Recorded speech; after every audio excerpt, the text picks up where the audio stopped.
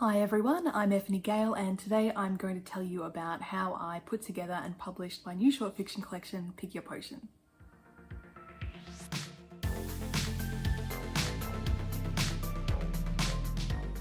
So Pick Your Potion came out in September, and in the several months prior to that I was hard at work putting together the paperback and ebook versions. And I thought it might be interesting for some people to find out how I did that, and I'll also want to look back on this video the next time that I put out a book so I can remind myself what I did. I keep a spreadsheet of how long all of my stories are so that I know when I've reached 60,000 words of uncollected stories. You don't have to have 60,000 words. I like that number because it's the length of a short novel, but lots of short fiction collections are shorter than that. I won't be discussing the actual writing of the stories in this video. I've got other videos on that. This one is about creating the book itself once the writing's been done. The first thing that I do once I know what stories are going to appear in the collection is I figure out what order they're going to appear in the book.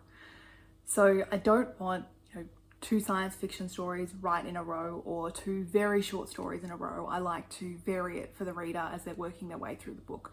So what I do is I write down each of the stories on a scrap of paper with their name, their word count and their genre, so I can order them around and I can make sure that there's not two in a row that are going to be very similar. And I also like to structure my collection so that there are 6 sort of tentpole stories, one at the very start, one at the end, and then 4 fairly evenly spaced throughout the middle. And these tentpole stories tend to be the strongest or the ones that have got the most recognition, like they've been nominated for an award. And once I figured out those tentpole stories, then I go and fill in the rest of the order.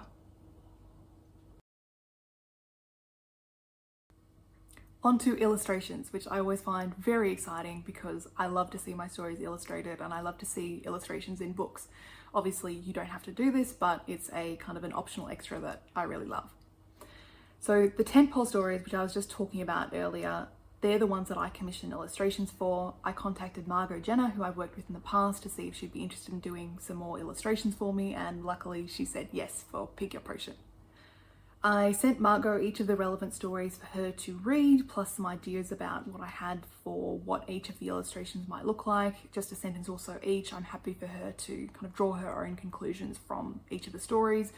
There's already, hopefully plenty of information in the stories themselves. I don't want to then be too specific about what I think will look good because she's the expert on that. Margot sends me sketches for approval before she works on the final illustrations. There are rarely any tweaks that need to be made, but if there is, I can mention them at that stage. And then I get the final illustrations.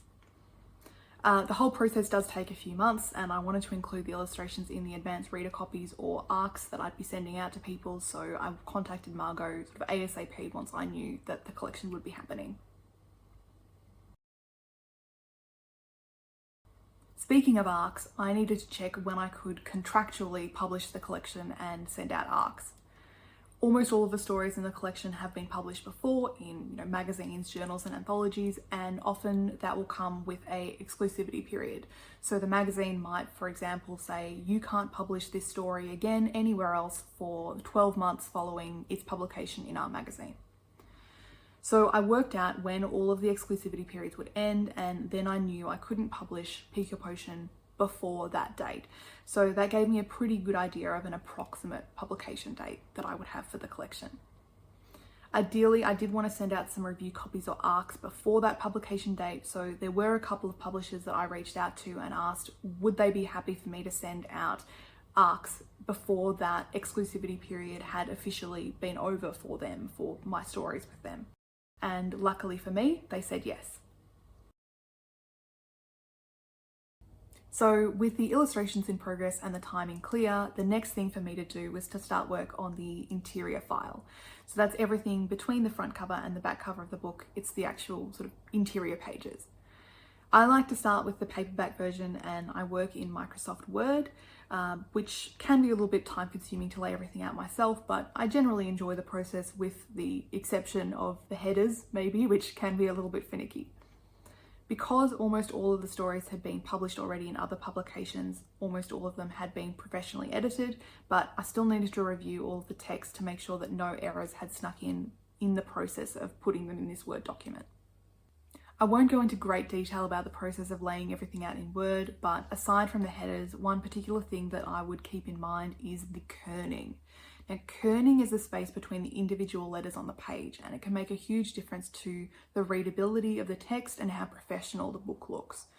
You also want to pay attention to indentation and when a paragraph should be indented versus when it should not.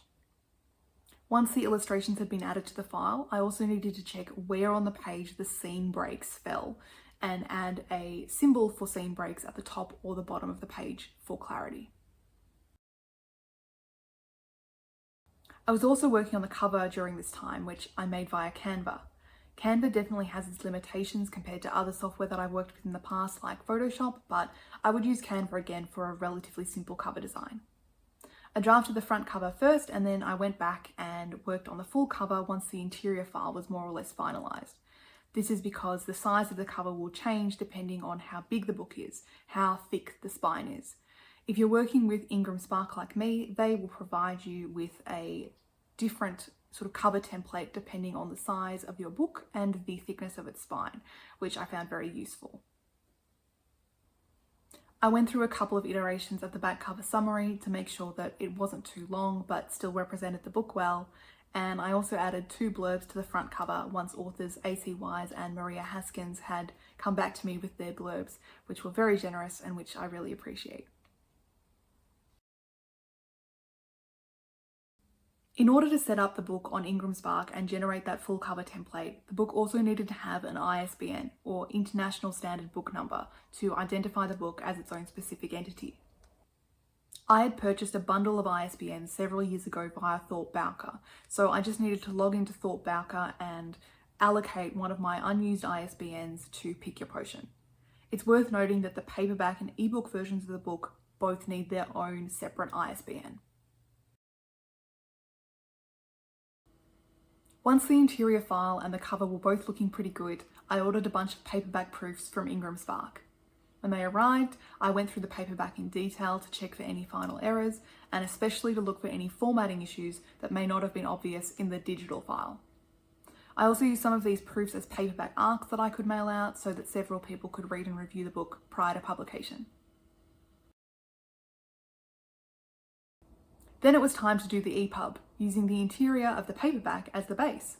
When you're transferring from paperback to ePub, you don't have to transfer across the headers. I create the ePub file in Scrivener. This is not especially easy. If you have a Mac, which I don't, and you don't mind paying for it, I hear that Vellum is excellent and is almost certainly quite a lot easier. Creating the ePub is honestly my least favorite part of the whole publication process.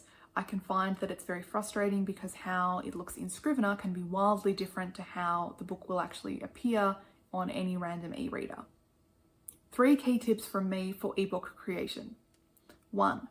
Some e-readers won't recognize the spaces between scenes, so make sure to add symbols between the scene breaks so that all of the scenes won't run together for those readers. 2.